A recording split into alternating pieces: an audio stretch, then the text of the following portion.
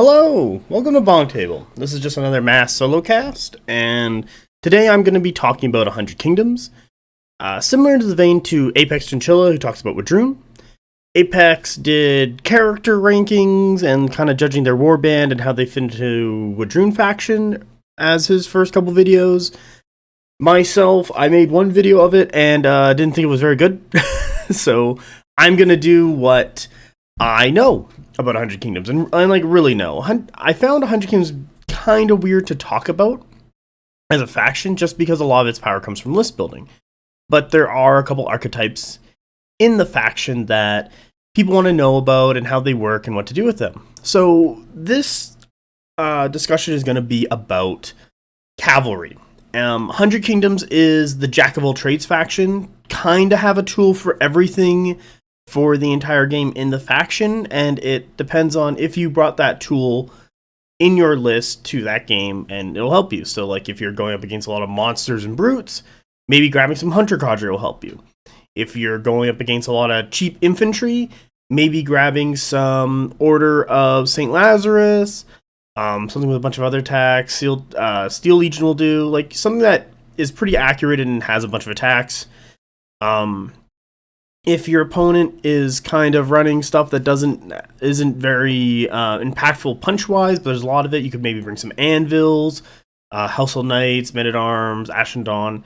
There's usually something in the faction for everything that you're going to encounter. You just gotta bring it in your list. So today is going to be about cavalry, and I'm just going to go through the Mounted Noble Lord, the Priory Commander of the Crimson Tower, Priory Commander of the Sealed Temple, Mounted Squires, Household Knights, Order of Crimson Tower, Order of Ashen Dawn, Order of Sealed Temple. And I'm just going to give an overview of the cavalry, some of the things that you want to look at and how you build them, and some tips and tricks, stuff like that. So let's start. We're starting with the Mounted Noble Lord. This guy's movement 7, 3 clash, 5 attacks, 5 wounds, 3 defense, 3 resolve, and has a shield. He's Brutal Impact 2 with Impact 3. His supremacy ability is Speed of Horse. While this character stands on the battlefield, all Household Knights regiments gain the Impact +1 special rule and re-roll failed hit rolls of 6 when resolving impact attacks. This supremacy is always considered to be active. Okay, so right off the bat, he really wants Household Knights, and you kind of either want to build him into a buff bus of Household Knights, so that's going to be a big Household Knight unit with like 5 to 6 stands with all the bells and whistles and upgrades, or you want to take multiple MSU Household Knights running around doing their thing. But he is going to be wanting Household Knights. It's a very specific supremacy, but if you're taking him, you're most likely going to be taking Household Knights and getting work out of that supremacy. His, just as a caveat here, his +1 impacts in his supremacy also affect him because he will be part of a Household Knight regiment when he's attached to it. So his impact of 3 will go to 4 as well, and he will also be re-rolling 6s. For heirloom, stuff you kind of want to take on this guy, some things you might be looking at. If you're going into the vein of making a big buff bus of Household Knights, or actually let's talk about him as an individual. He's not bad for a duelist. He's actually pretty competent. 5 wounds with 5 attacks at Clash 3. He's defensive to 4 with a shield at Resolve 3. That's pretty competent. He can take a hit. He's not gonna I want to say do super well into something that's a dedicated duelist. He might win into a Conning Gear if the Conning Gear rolls pretty poorly on his defensive rolls and the Mounted Noble Lord rolls really well on his clashes. But he has a couple things that can help him out. For weapon arts, he only gets to pick one of these 4. Weapon Master for Cleave 1, usually the go-to. Relentless is Flurry. You don't really need Flurry. Cleave 1 is you're just going to get more work out of. Powerful Physique gives your character Stand Tenacious. Even with duels being more beneficial, I still don't see any value in Physical Physique. I would not pick that at all, ever. And last one is Duelist, where he gets +1 Clash. So with the Mounted Noble Lord, you kind of have a choice here, what's actually really interesting. Weapon Master is always good, because after him and his Household Knights hit a regiment, and if they don't immediately evaporate or die, that Cleave 1 is going to be super helpful doing that extra bit of damage to kill them off. However, Duelist gives you +1 Clash, so you go from Clash 3 to 4, and now that you're at Clash 4 and you're rerolling 6s, you're at a very good point to make use out of your Brutal Impact 2 on your 4 impact attacks. You can take Oliphane's Roar, which gives you +1 Clash when you charge, only for your impacts, and Terrifying 1 only for your impacts. So, and take Duelist, so you could go from Clash 3 to 4 with Duelist, 5 from Oliphane's Roars, and then rerolling 6s from the Supremacy. You can get them up there. I don't think you really need to go that far, because if you're taking Oliphane's Roar on the Mounted Noble Lord, you're going to be Clash 4 with reroll 6s. That's good enough to get a lot of work done. Might as well make his Clash action be Cleave 1. Kind of thing. For a bit of heirlooms on him, that might be useful. I've already mentioned Oliphane's Roar. This is going to be a big one for all the cavalry because it gives Glorious Charge. So, just to make it clarify, impact attacks are resolved with +1 Clash and Terrifying 1 until end of round. Having Terrifying 1 on your impacts, usually super good. So you'll charge in, hit your opponent, do a bunch of impact attacks with your +1 Clash, do a bunch of damage, then your opponent's going to be rolling -1 on the resolve. You can wipe some people out with this. You can make a big Death Star or the Buff Bus Household Knight unit. Another heirloom that might be interesting to take on him is Armor of Dominion. This one's kind of... I might add this in as more of a... towards the Imperial Officer, but it's always something there, and there's a couple funny builds, like if you put this on a prior commander in a unit of Order of Ashen Dawn and you take away all your opponent's Cleave and Smite, makes people really sad. So, Armor Dominion, enemy stands in contact with the character stand lose all the Cleave X and Smite special rules. That's it. Just for you to know, the stands are affected by this ability have to be in contact with the character, so the most the character can touch is 3 stands. So hopefully when the regiments line up, that you get their full frontage in contact, and you eliminate a large portion of their attacks, and your opponent is only getting 1 support attack from the stands behind if they are a big unit. I just want to bring that one up there because a lot of the cavalry in 100k is defense 3 with a shield going to 4, so they are actually pretty durable at the defensive stat. And then getting rid of ways that weaken them, Cleave and Smite, just makes it an anvil that people have to deal with, and it's quite funny. So, I just want to talk about that one. There's 2 more in here. Lorien Lance. The character stand may re-roll failed hit rolls when performing impact attacks and gain the Brutal Impact +1 special rule. Okay, that's not bad. It's only for the character, so he gets to re-roll all his impact attacks and gives Brutal Impact +1. So this is not bad on the Mounted Noble Lord. It's 10 points. If you've got 10 points left over, I would grab it. It's pretty good. Going from Brutal Impact 2 to 3 is pretty nice. And what else is on here? Flesh Cleaver. This is kind of something if I have 15 points left over. The character gets Fiend Hunter and Deadly Blades. If you are Cleave 1 with Deadly Blades, you'll actually surprisingly get a bunch of work in when your opponent starts rolling 6s because they'll suffer 2 wounds. The characters usually tend to have higher clash than the rest of the regiment, so they're more accurate. And as well, if you're going this route, you can take the eccentric fighting style and get yourself +2 attacks, reroll failed hits, reroll successful defenses. This is a bunch of points you kind of pump into the character, and he's usually sitting in an MSU of Household Knights, and he's kind of just running around providing support. Being something that can kill stuff in the regiment, while the rest of the Household Knights run around and get in the way, and you're kind of just doing like an MSU Household Knight spam. And that's really it for kind of the builds I want to talk about with the Mounted Noble Lord. As I hit a couple of the other units, I'll come back to him and talk about some synergies as how he gives better support. But overall, I like the Mounted Noble Lord. He's pretty solid for what he's doing, but he has a very specific thing he was doing. Our next regiment, I want to talk about the Household Knights before I get to Mount Squires. So, Household Knights. March 7, Clash 2, 5 attacks, 4 wounds, Resolve 3, Defense 3. He has a shield, so they go up to +1 for their defense. Impact 3, Brutal Impact 1. For the Household Knights and the Mounted Squires, their banners are free, so you'll always have a banner on these regiments. It's actually really nice. I do like it. Things I don't like about Household Knights is that they are Clash 2. They're supposed to be like some awesome knights that help out their Mounted Noble Lord. Clash 2 doesn't really say these are awesome knights who help out their Mounted Noble Lord. However, they are March 7, defense 3 with a shield to 4, resolve 3, they got 4 wounds.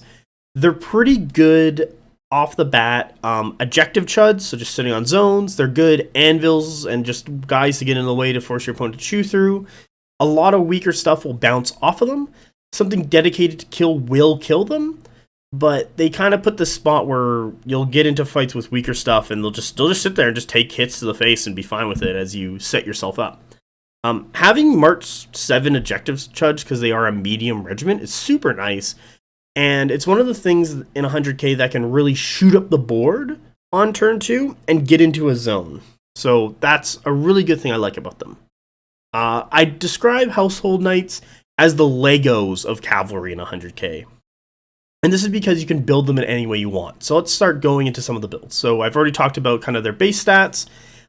If you're just grabbing some baseline Household Knights with a banner, you're really just running them as MSU spam, kind of covering the flanks of bigger bricks, getting on zones, getting in the way, doing stuff like that. They're quick, they're mobile, they can kind of do those things.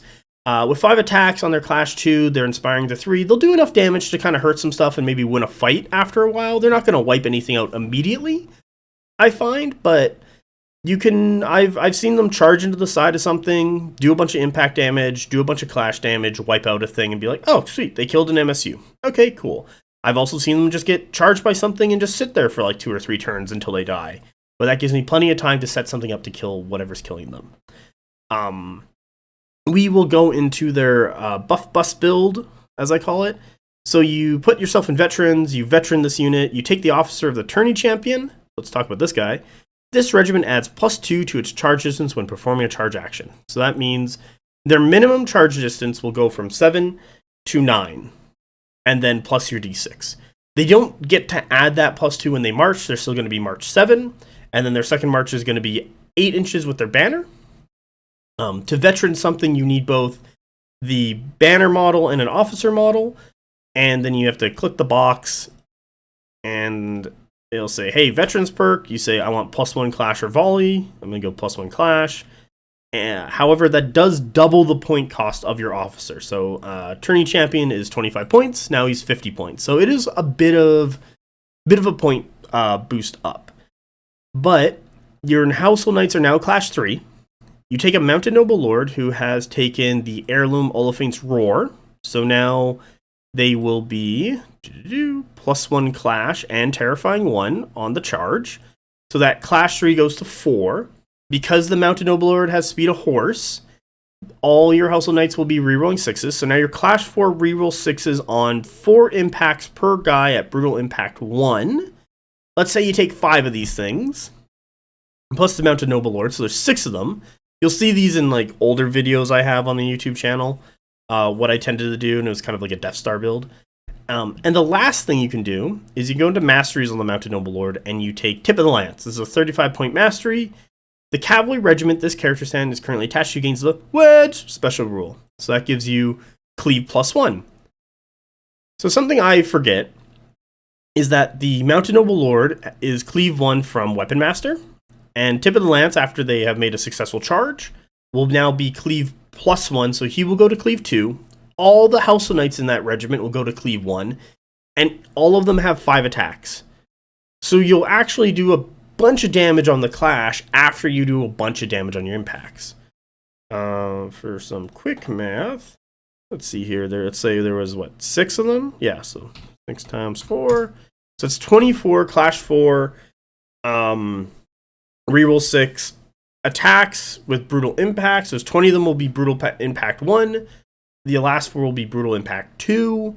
Really good. And then they will clash. You'll have, if you're 3 wide, you'll have 15 attacks plus 3 in the back. Well, I guess +1 from the leader. So what is it?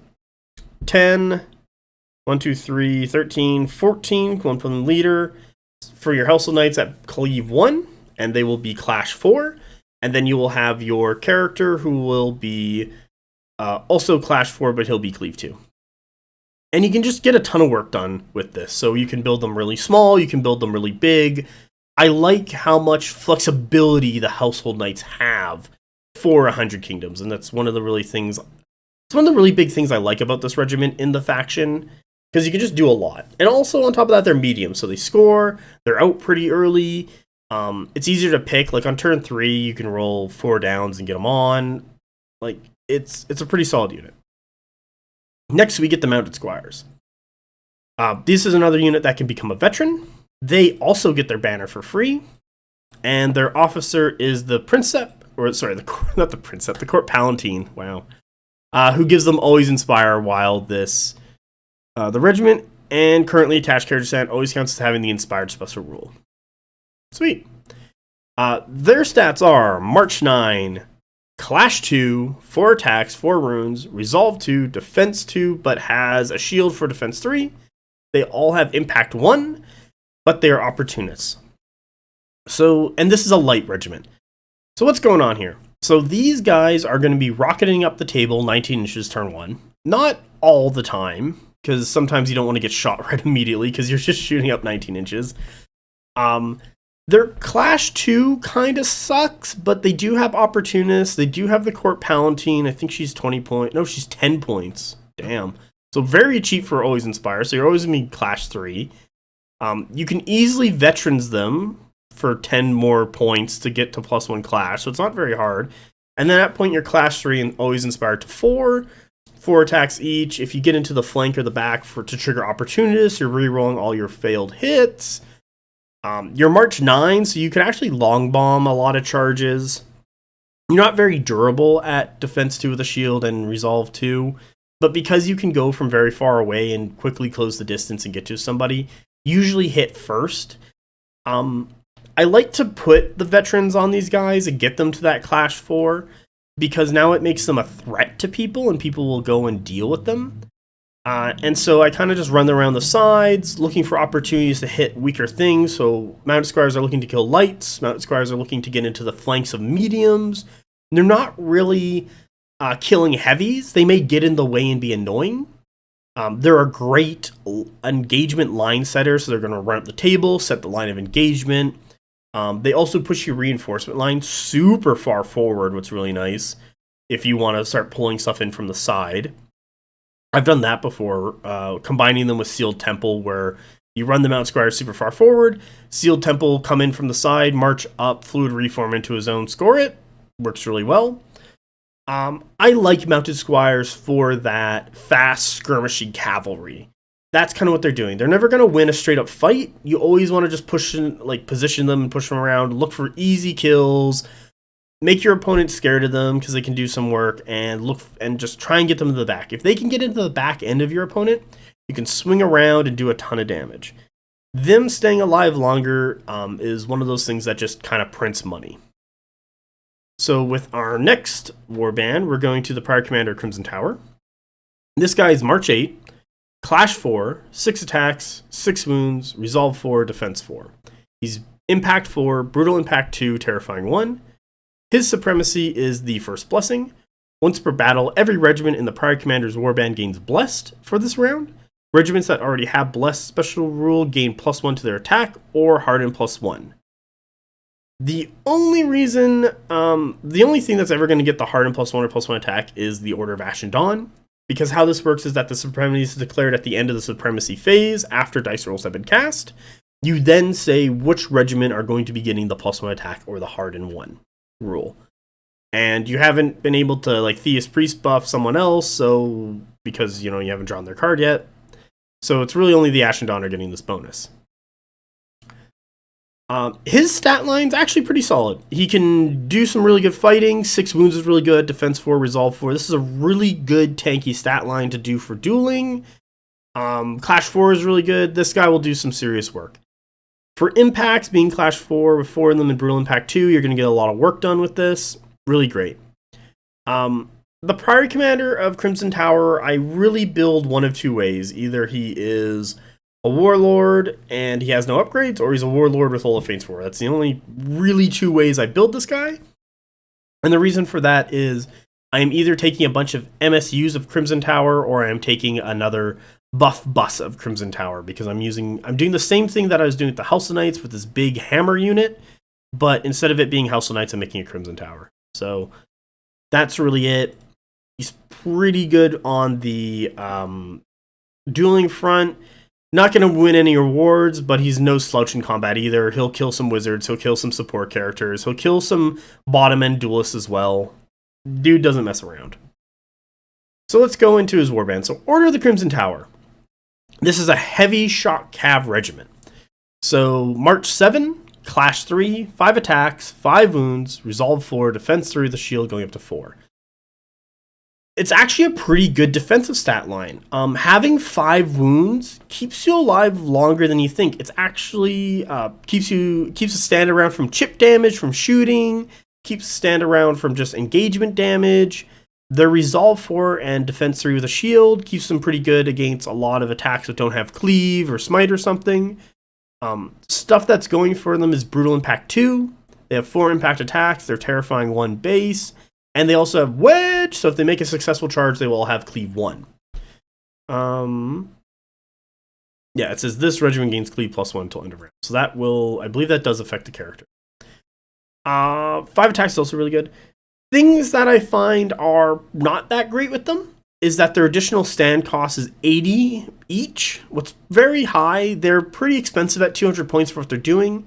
March 7 on Shock Cavalry is kind of not that great because they want to hit first. One of the easiest ways to stop cavalry in this game is to have a chaff unit, some infantry regiment, just march charge the cavalry, and then they're not charging. So they lose out on all their impact attacks, they lose out on all their brutal impacts, the resolve damage from impacting, they lose out on wedge. It's pretty bad. So you really want to set up a hammer and anvil style with the Order of Crimson Towers, except I believe I mapped this out, and the Household Knights at the same point cost just get more work out of them and end up being like slightly cheaper for the same amount. So yeah, it's kind of a tough pill to swallow. They are, like, I've kind of come around on them a little bit throughout the last year since version 2 started. I didn't like them at all and felt kind of forced to play them just because of what was going on in the meta. And like Dweghome and dealing with them and having to get some high cleave or brutal impact to do some work. Now, not so much. It's kind of been brought in a little bit, what's nice. But I still find Order of Crimson Tower to be too expensive for what they're doing. They're not as reliable as other options in the faction. Like, Household Knights are charging 9 inches plus D6, while Order of Crimson Tower are charging from 7 inches plus D6. That 2 inches could be an auto charge. I'd rather be auto in than have a chance to fail, even if I'm unstoppable with a banner. Builds with these guys, like I said, you either take 2 MSUs, so they're unlocks for Order of Ash and Dawn, but people don't really do that anymore. What people seem to be doing lately is that they are doing 5 to 6 stands with the Pirate Commander with All of Fame's Roar, bumping that Clash 3 to 4, and just running them as another hammer regiment similar to the Buff Bus Household Knights. A big thing here is the Clash 3 as well. It's not good enough to be reliable for the impact attacks you're getting. I've rolled Clash 3 impact attacks and just failed too many over and over again, so I don't really look at it too well, because I really want that All of Fame's Roar to go to 4. Household Knights do a much better job when they're all super buffed because they are Clash 2, Veterans to 3, All of Fame's to 4, reroll 6s from the Mounted Noble Lord. You're just getting more hits with more damage.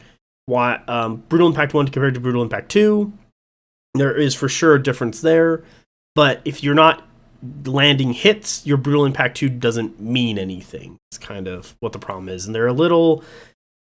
They need like a bit more impact attacks, go from Impact 4 to 5, get Shock. Maybe they have a special rule that says they whenever they charge their Clash gets +1. They have built in like All of Fame's Roar basically whenever they charge, but they're still Clash 3 for when they clash. My big thing is I would like their movement to be increased from 7 to 8, but that's probably never going to happen. Or maybe even a points drop. Like, it's just they're getting there, but they're not there, and I just can't like tell people, hey, you should super use Order of Crimson Tower. It's like, yeah, you can use Order of Crimson Tower. There's a build for them, but It's only one way, and there's better things in the faction currently. So let's get into the better things of the faction. Order of Ashendon. This regiment is another heavy, 240 points, March 7, Clash 4, 6 attacks, 6 wounds, Resolve 5, Defense 4, Evasion 0. This regiment has Blessed, Cleave 1, Impact 3, Fearless. 80 points for additional stand. This is 100k's premium brawler regiment. They take a hit and they deal damage back. Having Clash 4 base on Impact 3, really good. You're going to be hitting a lot of impact attacks. Clash 4 rerolling 6s on your 6 attacks at Cleave 1, really good. You're going to be hitting a lot of your attacks and doing a ton of damage. Blessed, fantastic rule. You can bless defensively on your defense 4, reroll any fails. Cleave 1 you don't really care about. Cleave 2 is a little tougher because then you go down to defense 2, but you got blessed, so you're going to reroll any of those fails to reduce that damage. Being Resolve 5 is crazy good because any damage that goes through now has to deal with Resolve 5, what means you're going to be taking less resolve damage. You can't be terrified or anything like that because you are fearless. These guys don't mess around. This is your brawler cav. These guys want to be in a fight and just beating people to death. If you look at their weapons, it's a club for a reason. They're there to beat somebody. The usual way you deal with cavalry is you just march charge them so they don't get their impact attacks, and then you just kind of beat them up. You cannot do that with Order of Ashendon. Order of Ashendon will beat you, and that is the fight they want to play. They want one regiment to come and hit them, and then they want to hit that regiment back and kill it. One regiment to come and hit them, and they want to hit that regiment back and kill it. They want to kill a regiment a turn because that keeps their blessed up each turn for whenever they get attacked. Use blessed 9 times out of 10 defensively.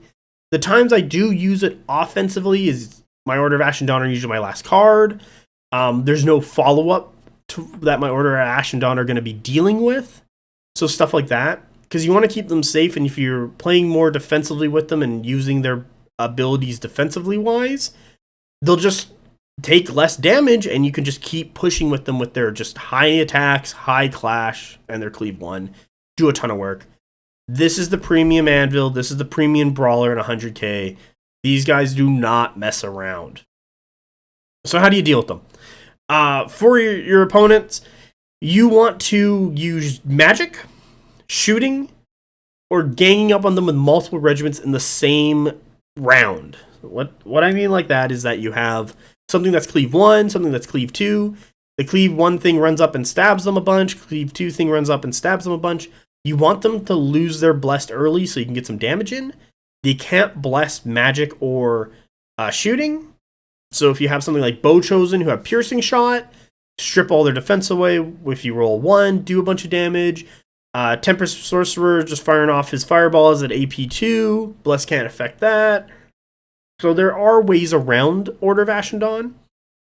You just got to plan for it and set yourself up for it to do it when they come in. Order of Ashendon are a restricted option. So you are either going to be taking Order of Sealed Temple or Order of Crimson Tower or Order of the Sword whenever they come out as their unlock. Their current unlock is Order of Sealed Temple because they're 190 points compared to the Crimson Tower's 200 points. So let's go to Prior Commander of Sealed Temple. Let's talk about this guy. He's 110, same as the Crimson Tower Commander.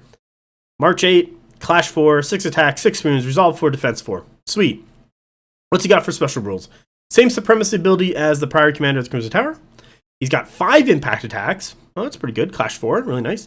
And he has Quicksilver Strike. So Quicksilver Strike says, during a duel, you attack first, and if your opponent is still alive after you're done your Clash and the Resolve, they will then attack you. If you guys both have the rule, you'll still resolve it simultaneously. With his 6 attacks at Clash 4, he can pretty handily kill some guys before they get to fight back if you roll well enough. There are mentions where people are taking like eccentric fighting style to give more and more attacks. Long lineages you kind of have to take to get heirlooms. You get long lineage into like Flesh Cleaver for deadly blades, Calibran, what gives you reroll failed hit rolls during a duel, and the opposing enemy character stand must reroll successful defenses. That's pretty good. I wouldn't really grab Lorien Lance on this guy. You might grab Armored Dominion if you want to throw him in like a unit of Ashen Dawn. That's kind of funny. There's kind of the meme of take 5 Ashen Dawn, throw it Priory Commander with Armored Dominion in the middle, and just watch people like really scream. It's a bit overkill for the amount of points you're using, but it is funny if it happens. However, I usually tend to run him with no upgrades. And the big reason why is that I'm just putting points into Ashen Dawn because that's what I want. But overall, he's a good character. He'll kill some people. He can take some hits back. Resolve 4, Defense 4 base is really strong with 6 wounds. So he's pretty good for a duelist. I like him a lot. But what I really like him for is Order of Steel Temple. These guys are 190 points, March 8, Clash 3, 4 attacks, 4 wounds, Resolve 4, Defense 3 with a shield going up to 4. So a lot of 4, 4, 4, 4, 4. Pretty common in 100k. Special rules, Impact 4. Okay, sweet. Fluid Formation. Let's talk about this. This regiment may perform a free additional reform action during its activation. This free reform action must be performed before the regiment takes its first action, or at the end of its activation after all other actions have been resolved. A regiment with a special rule can draw line of sight from all arcs, not just its front, and may perform the volley action against regiments in its flank or rear as well. Where this is the case, count the closest rank or file of the regiment as its front rank. So, you can see 360, you can spin around. Order of Steel Temple don't need a banner because of Fluid Formation, because if you're planning to charge someone, you can run up flush, you can activate them, use before your first action Fluid Reform to reform your regiment about 88 degrees, basically. So your opponent is still in your front arc because you have to charge the target that's in your front arc. And that basically gives you an extra 2.5 inches of distance. They're March 8, so you're at 10.5. You can roll your die, but usually people are within 10 of you, and you just charge in and hit them. Clash 3 with your Impact 4, doing a bunch of work. They have 4 attacks with their Clash 3, inspiring to 4, does a bunch of work.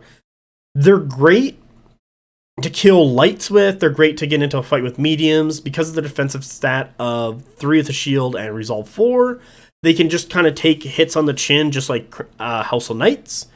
But they also have the ability to start setting those engagements in your favor by hitting people with the Alpha first and getting all the rest of your stuff up behind them. I really like them. They're very effective for what they do. You can do some really weird things with Fluid Formation where you can get into people's flanks, you can get around them and then spin around and then hit them from behind. There's a ton of fun stuff you can do with Fluid Formation. Yeah, I think that's about it for cavalry. To give you like a generalized idea just at the end here, mounted squires are your light skirmish cavalry. So you want to run around and just harass on the ends. They want to kill lights. They might want to get into fights with mediums. They're not really going after heavier targets. Household Knights are your jack of all trades cavalry. You can build them with MSU spam. You can build them to big buff bus. You can build them in between. They'll cover whatever you need them to do. Crimson Towers are your shock cavalry. They want to be charging. If they are not charging, they are not doing damage. So you really want to charge somebody. So that means you really want to set them up in a hammer and anvil engagement. They combo really well with the Order of Ashen Dawn because the Order of Ashen Dawn are your brawler cavalry. These are the guys who want to get in and have a fight. The things that people will tell you to deal with cavalry do not work on the Ashen Dawn, and you have to rethink your game plan when playing into them. So with that, your Order of Ashen Dawn. They're also your anvil cavalry. Like your House of Knights and your Steel Temple can anvil, but if there's like a dedicated hammer coming towards you, your Ashen Dawn are going to be your best anvil for that. This allows you to have whatever your Ashen Dawn are fighting, hold them off for a couple turns while you get your Order of Crimson Tower into position so that you can flank charge, get around shields, get into your opponent re-rolling morale, Terrifying 1 kicks off, Brutal Impact 2 kicks off. Oh, it's just awful for people. Wedge kicks off, like you'll be doing well. So these two combo really well, but that's kind of their roles. Order of Sealed Temple are your jack of all trades cavalry. They're a bit more expensive than a lot of other things, but they do cover a wider basis. Like they can skirmish really well like the Mounted Squires. They can Lego really well. They don't really Lego, but they have a better stat line base than the Household Knights. So they can kind of punch up and fight things pretty decently that are mediums. You could put a character on here and take the tip of the lance for wedge so that they can like do some damage into some heavier targets. But they're very much like your jack of all trades mobility cavalry, just doing some weird movement tricks, getting around, and they're your best unlock for Order of Ashendon. So with that, thanks for listening. Thanks for listening to my cavalry rant. If there's anything else you want to know about 100K, let me know. The next one, I will probably go through all the shooting in 100K. So, merc crossbows, longbows, all those guys, and we'll talk about guns in 100K. But this was cavalry. So, before I sign off, BonkTable's got a Discord, BonkTable's got a podcast, and BonkTable's got a YouTube channel. All those are descriptions below, and I hope you have a great day. Bye!